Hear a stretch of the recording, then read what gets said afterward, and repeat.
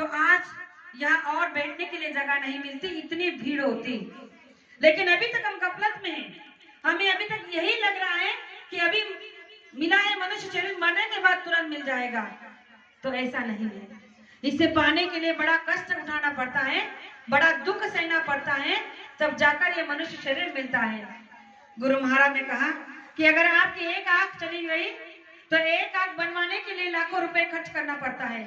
अगर आपका एक पैर चला गया तो दूसरा प्लास्टिक का पैर डालने के लिए भी आपको हजारों लाखों रुपए खर्च करना पड़ता है। ऐसे शरीर के, इस बॉडी के कोई भी पार्ट अगर हमारा खराब हो जाता है, विकलांग हो जाता है, गंदा या खराब हो जाता है बीमारी के चलते या एक्सीडेंट के चलते, तो उसमें लाखों हजारों पैसे खर्च करने के बाद भी वो नेचुरली वो प्रगति नहीं मिल सकती जो इस मनुष्य शरीर में हमें माँ के गर्भ के द्वारा मिली है।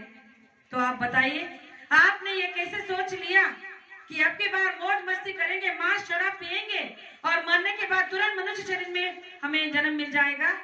ये आपकी भूल है, ये आपको कभी नहीं मिल सकता। बहुत सारे जगह में सत्संग के लिए जाती हूँ तो प्रेमियों को जब ये बात बताई जाती है कि भाई मनुष्य शरीर मिला है परमात्मा का भजन करने के लिए, तो वो बताते हैं कि कैसे भजन करें। भजन करने के लिए जाते हैं, परमार्थ करने के लिए जाते हैं तो संसार बीच में आता है। कभी माता, कभी पिता दुख, कभी पत्नी, कभी बच्चे, कभी दुकान, कभी दफ्तर, कभी खेती, ये बीच बीच में आता रहता है। तो परमार्थ कैसे होगा? तो इस पर गुरु महाराज ने एक बहुत सुंदर सा एक पॉइंट देकर हमें समझाने की कोशिश की थी। एक आदमी के पास एक घोड़ा था और उस घोड़े को लेकर वो रास्ते से जा रहा था। सफर करते हुए रास्ते से जा रहा था। कुछ दूर जाने के बाद उसे देखा कि घोड़े को बड़ी प्यास लगी है और उसे पानी की बहुत जरूरत है।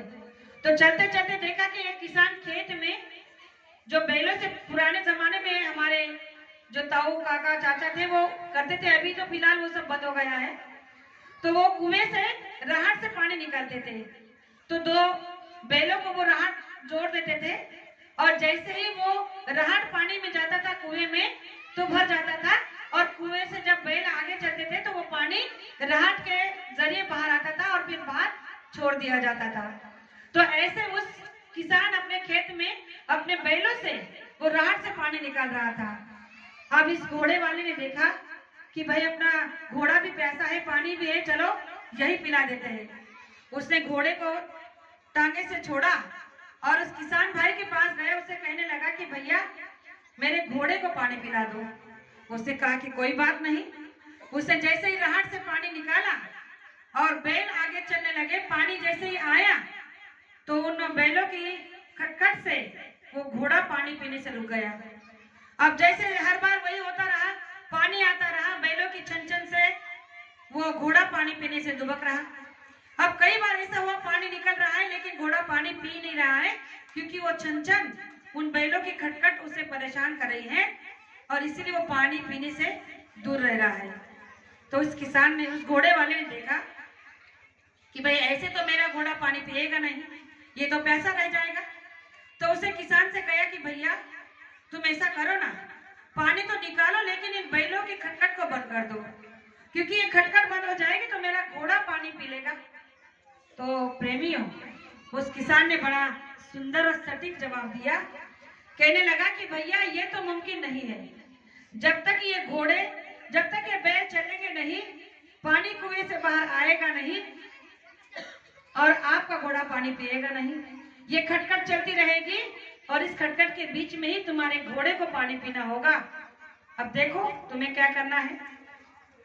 ये जवाब गुरु महाराज ने हमें इसलिए दिया है कि ये बैलों की खटखट जो है ये हमारा संसार है, कि जब जब हम अपने आप को बहाना बनाते हैं ना कि सत्संग, अभी पता चला कि भाई बड़ेपुरे में सत्संग है, किसी ने बताया तो हमने क्या बोल दिया कि भाई माताजी बीमार है, पिताजी बीमार है, खेती का काम है, दुकान है, दफ्तर है, बच्चे को स्कूल, ये वो, न जाने कितने बहाने हमने बना दिया और सत्संग को टाल दिया। तो गुरु महाराज ने कहा कि इस खटखट से जब तुम दूर होगे, इस खटखट को तुम अपने साथ में रखोगे और फिर पानी पीते रहोगे तो तुम्हारा परमार्थ भी बनेगा और संसार भी बनेगा। तो ये संसार और परमार्थ का बैलेंस तभी बनेगा जब हम इस खटखट को सहन कर लेंगे, यानी कि इस भौतिक संसार में चलने वाली सारी विधा व्यापित हो, जो भी बाधाएं उन्हें हम झेलते सहते चलेंगे, साइड किनारे करते चलेंगे, तो हमारा परमार्थ अवश्य बन जाएगा। लेकिन हम चाहते हैं कि परमार्थ के लिए